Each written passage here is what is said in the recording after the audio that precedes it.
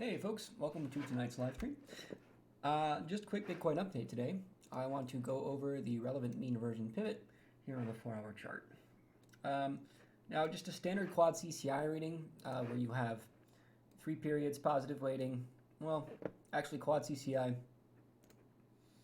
Yeah, okay. So your longer periods are above the zero value and you have a 14 period and 50 period roll up. It's okay. I wouldn't consider it the strongest signal.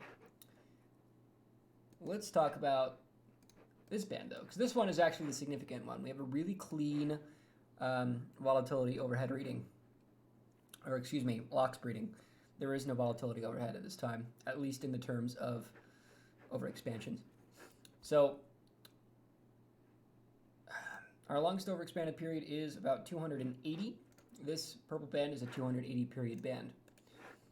Of course, actual ACAT is a higher resolution than the 3D wave PM. The band is showing a more accurate value than the estimation I'm gaining from 3D wave PM. Now, our current bounce pivot is 8,400. Okay, if we go below that pivot, it'll be a sad story of extended mean reversion, which implies either sideways or down, right? Because if you enter a mean reversion condition, like say we did here, you either go sideways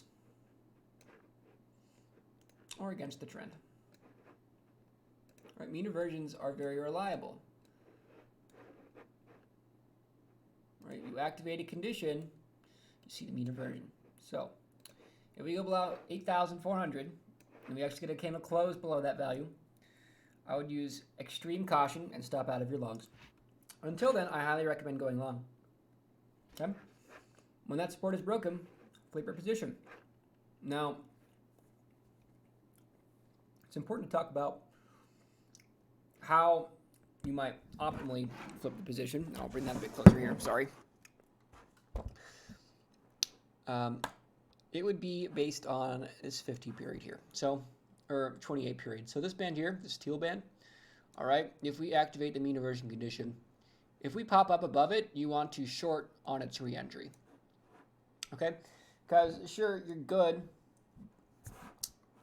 catching a lateral position. So if we enter this bearish mean reversion condition with a target of this mean, right, it's still possible that if we enter the condition, the band will continue an upward slope. Right? Because the mean reversion, all that needs to happen is we just need to stay in the band, right? So if you enter as soon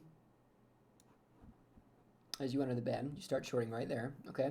It's very possible we could taper up on the top edge of the band before mean reversion completes.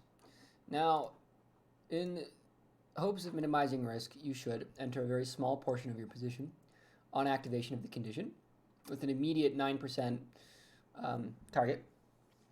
And on the other hand, you should wait for the swing high with a tighter stop loss to get an even larger position, okay?